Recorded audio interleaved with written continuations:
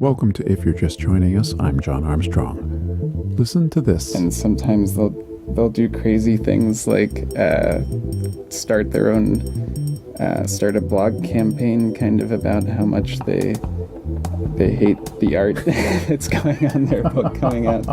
They start like a Twitter uprising against their own publisher. So I don't think that they at all thought that you would do that, but it's just customary to kind of keep the author out of the loop. My guest this week is Anthony Palumbo. He's a graduate of the Pennsylvania Academy of Fine Arts and has since been exhibiting paintings in galleries in New York, Philadelphia, and Connecticut. He also does illustration, and his work has appeared in publications by Nightshade Books, Wizards of the Coast, and Heavy Metal, among others. He has just completed the first of what will surely be many book covers, and it was for the cover of my novel, Yarn. So I'm going to be asking him all the behind-the-scenes intrigue that goes into the making of a book cover these days. Anthony Palumbo, welcome to If You're Just Joining Us. Hi, thanks. Sure. So you've done the cover for my second novel, Yarn. You did the painting for it. Mm-hmm. And I'd like to talk about that in a moment. But first, I want some background. I saw that you were a graduate of the Philadelphia Academy of Fine Arts. Yeah, the Pennsylvania Academy. Oh, I'm sorry. Yeah, that's You're right. In Philly. Sorry. Yep. Yeah, it's in Philly. Okay. And you graduated in 2002, so you haven't been doing this for years and years and years. No, right.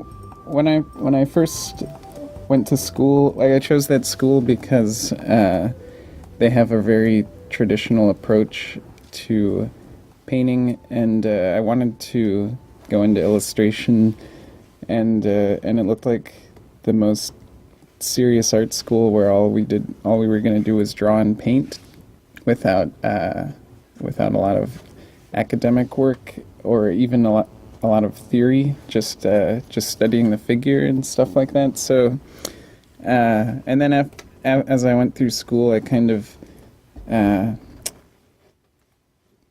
got into more fine arts stuff, and there was a local gallery that started showing my paintings. So I kind of got sidetracked from illustration for a few years and just did gallery work. And then a couple of years ago, just started getting back into illustration.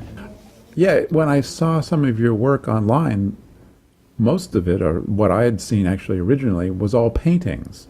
Mm-hmm. I mean, clearly more painterly kind of paintings as opposed to, well, what I guess I think of more as illustration. Well, I think like I've always loved illustration, and I get inspired to do my gallery stuff by illustrators as much as anything else, and so but yeah, with now working in illustration, it's kind of it's a whole different way of thinking, instead of just kind of doing whatever I want all the time. So let's go through the steps. So for Yarn, what happened first? Did they contact you?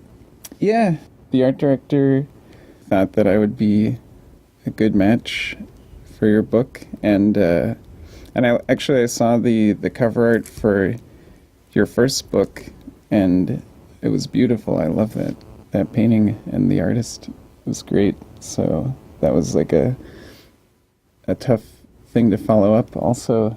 But they sent me a working draft of the book, which I guess was probably pretty near the final one, and gave me some ideas about just the concept. They wanted to have the main character there with the water shears, and a special focus paid on his clothing, and they gave me some cues to the mood, and then I basically did some sketches and sent them back and got feedback, and just kind of worked from there. There wasn't too much back and forth after the sketches were approved. And I kind of have, as I've been doing illustration, kind of started to realize really that I think more than 50% of the work goes into the planning and coming up with concepts and sketching, and then there's just a little bit of time comparatively devoted to the actual painting at the very end.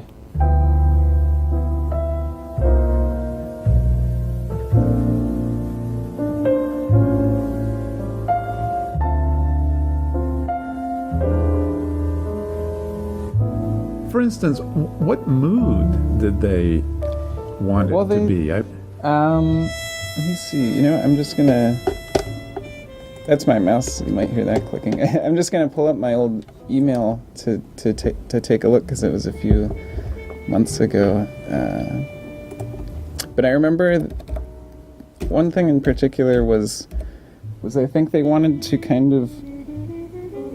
It was something about getting close to a sort of hinting at an idea of steampunk, but they definitely didn't want it to scream steampunk. And so that kind of came into play with having these kind of machine-like circles that sort of suggested gears in the background, but they don't have teeth like gears. So, I mean, when you see giant gears in the background, you think steampunk. So there are these kind of interlocking mechanical circles back there, but they look kind of industrial and with giant bolts on them, but they aren't exactly steampunk. So that, I think that kind of suggests like the genre that the piece is gonna be representing. I think maybe a lot of the mood might have just been me reading the book, getting a sense of it, because the book had a great mood, and it had a sort of a nice quality of mystery. So yeah, and also the main character, since I was going to focus on him, that's always an interesting thing to like when there's a book cover that a lot of the time they don't have the face of the main character on it. So it's a challenge when they do, because you don't want to misinterpret and then spoil the reader's own version in their head of what they're going to see. A lot of people go through life doing things badly. Racing's important to men who do it well. When you're racing, it's life. Anything that happens before or after, it's just waiting. In the painting, I shot photos of myself as reference material, which was really helpful to figure out how to paint a suit and also to get the lighting right, because I wanted a very specific kind of being lit from behind and on the sides.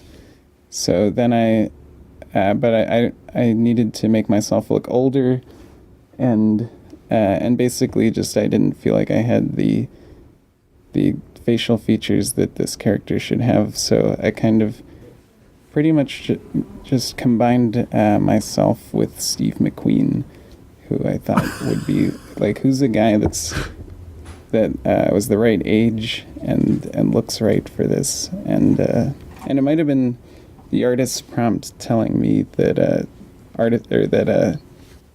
Alexander McQueen should be an influence on this piece, but maybe that gave me the idea that Steve McQueen should be somebody that I could use as an idea of what this guy looks like. Whose head are you after? Yours. Mine. Yours. I'm a bit surprised, and I have no idea about this process, but that you read the whole book. I thought maybe I could get started after reading just a little bit, but really I started reading and it would have been impossible. I would have felt like I was really guessing, and it was a great book too, so it was fun to read. But a lot of other illustrators I know, unless they really don't have time they try and read the whole book every time. I was kind of surprised when I found out that other illustrators did that too. And so that made me feel like, well, I guess I better do it. No matter how good of a synopsis I would get, it wouldn't be able to really work for the story unless I read the whole thing, you know?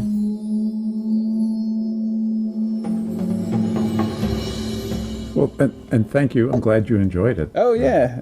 Yeah, it was great. And I came in not having read Gray, but it didn't really... maybe I would have gotten a few things out of the book that I didn't without having read it, but I totally liked it and didn't feel like I had trouble with the characters not knowing. I guess this one, most of it takes place before Gray. Yeah, right. Yeah, it's as my agent has pointed out, it's a freestanding sequel. You don't have to read the first one to understand the second story. It's just they are related but not intertwined. Is that maybe how it works? Or Yeah.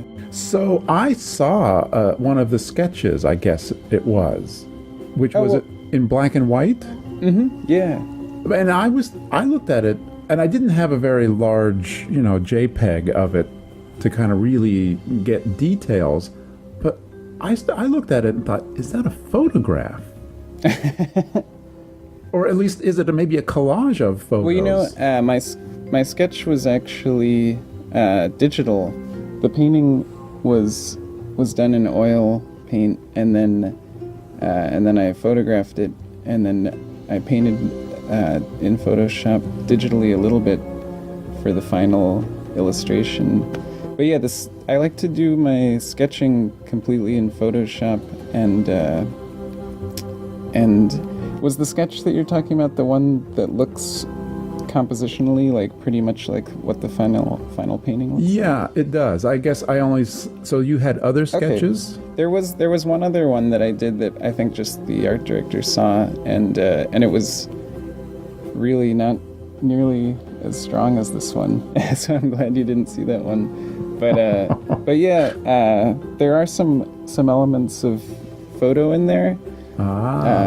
I kind of did some collaging to figure out what I was going to do in the background, and then when I did the painting, a lot of it really changed. Like all of the kind of green glowing machinery back there, I pieced together a lot of different photographs of like rockets and oil refineries and different machines to just sort of get an idea of what I wanted to do. And then when I painted it, none of it came out looking like rockets anymore. It looks a lot more abstract, and that's when I think my favorite part of the painting is the green things going around behind Tane's head. I like that too, and the color juxtaposition of the I guess the glowing yarn, the yellow, and that very kind of eerie green. I thought that's cool. Well, yeah. Reading the book, I kept coming across the color green. Is that right? It was. Did you? I mean, I don't know. I was actually wondering if I would get a chance to ask you about that someday. If you were consciously making green a theme, or if you just happened to describe a lot of things as being green. But yeah, the color green kept coming up. So no, I didn't. I thought I have to have green in this painting. That was one of the first things I decided, like, as I was reading. Interesting. Green was going to figure. I'll have to go back and look, but I didn't. There was something I read. I read like a scholarly paper once about Frank Herbert's Dune that was sort of analyzing the use of color, and I don't doubt that Frank Herbert did this on purpose, because he seemed like that kind of meticulous attention to detail was his thing, to sort of have colors be subconscious cues for moods. So every time the story would describe something as orange in Dune, it meant there was danger imminent, or yellow, I think, was another one. I mean, those colors, I guess, come out